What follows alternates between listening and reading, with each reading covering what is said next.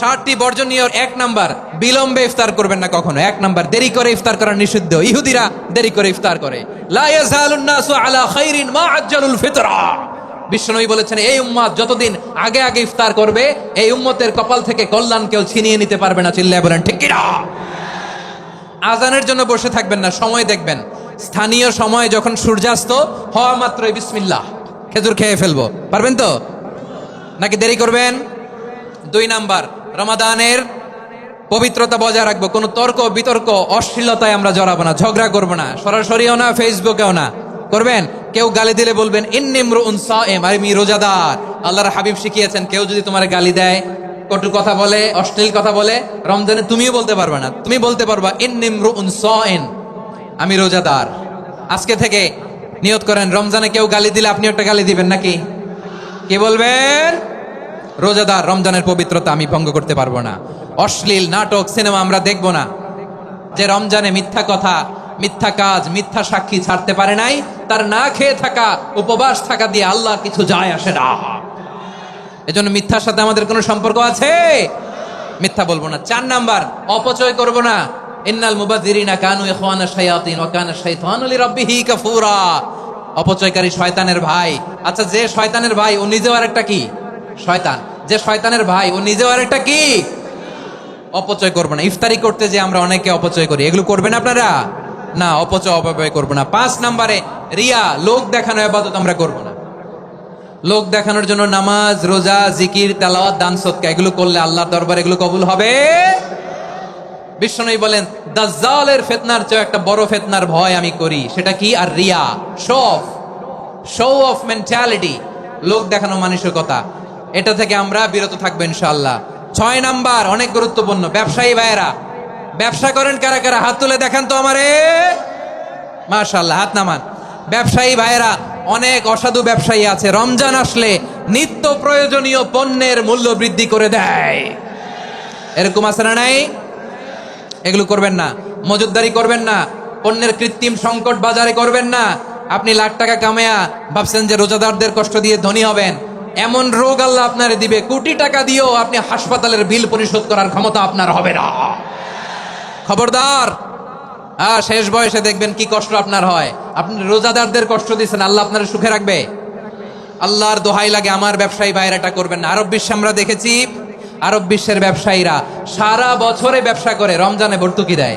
আর আমার দেশের কিছু অসাধু ব্যবসায়ী রমজানে গলাকাটা ব্যবসা করে আর সারা বছর সইটার উপর দিয়ে চলে। চিল্লায় বলেন ঠিক কিনা? করবেন না, এটা করবেন না। নিত্য প্রয়োজনীয় পণ্যের মূল্য বৃদ্ধি করা হারাম, পণ্যের কৃত্রিম সংকট তৈরি করা হারাম, মজুদদারি করা হারাম, রোজাদারদেরকে কষ্ট দেয়া হারাম। এটা করবেন না। 7 নাম্বারে সর্বশেষ কথা, অধীনস্থ যারা আছে তাদের কাজের চাপ আপনারা কমিয়ে দিবেন। কাজের লোক, ফ্যাক্টরির ওয়ার্কার, স্টাফ, তাদের প্রতি যদি রহম করেন, আপনার উপর রহম করবে কে? আমার প্রিয় ভাইয়েরা, এই আসন্ন রমাদান এটা এমন এক বরকতের মাস, যে মাসে আমরা নিজেদের নাফসের উপর নিয়ন্ত্রণ প্রতিষ্ঠা করি। সারা বছর নাফস আমাদেরকে নিয়ন্ত্রণ করে, আর রমাদানে আমরা নাফসকে নিয়ন্ত্রণ করি। কথা বুঝতেছেন? সারা বছর নাফস আমাদেরকে নিয়ন্ত্রণ করে।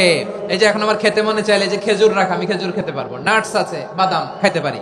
খাইতে মন চাইলে পানি, আমার রুহুটা চায়, আমার নাফসটা খেতে চায়, আমি খেতে পারি, পান করতে পারি।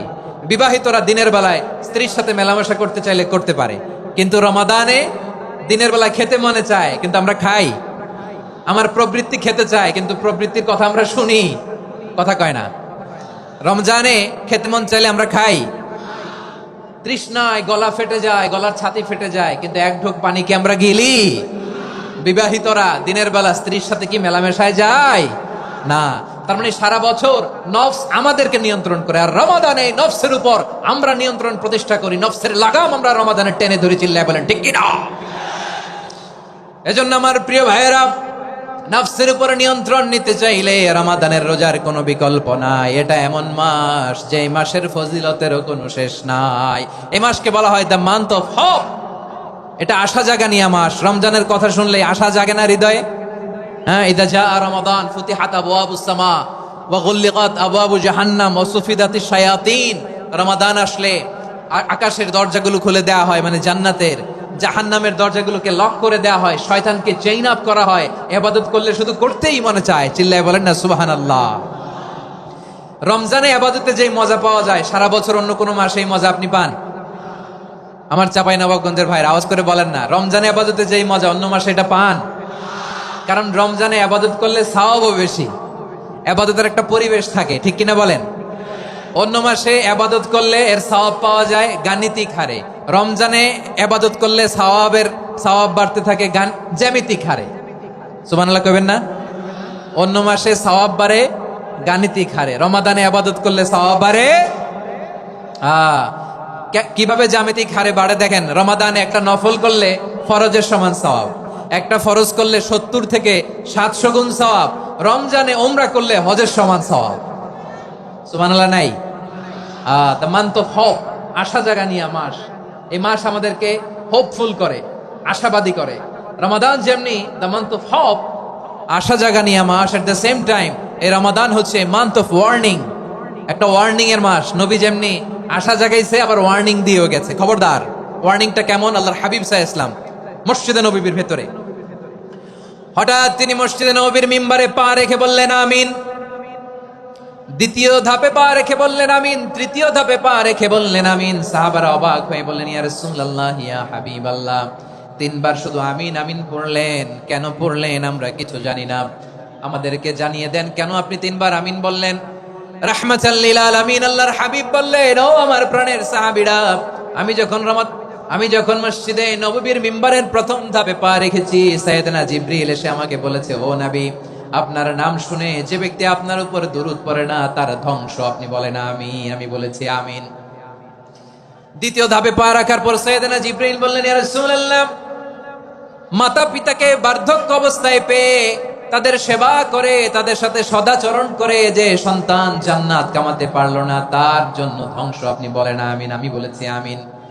আবার মিম্বারের তৃতীয় ধাপে ঠিক যখনই আমি পা রাখলাম, সাইয়েদনা জিবরাইল বললেন, নবী, রমজান মাস পাওয়ার পরে এই মাসে ইবাদত করে যে ব্যক্তি নিজের গুনাহ মাফ করাতে পারলো না, তার জন্য ধ্বংস। আপনি আওয়াজ করে পড়েন আমিন। কত বড় ধমক, কত বড় ওয়ার্নিং দেখছেন। যে রমাদান পেয়েছে কিন্তু রমাদানের ইবাদত করার মধ্য দিয়ে সে নিজেকে জাহান্নাম থেকে মুক্ত বানাতে পারলো না, তার উপর আল্লাহ লানত, তার জন্য ধ্বংস।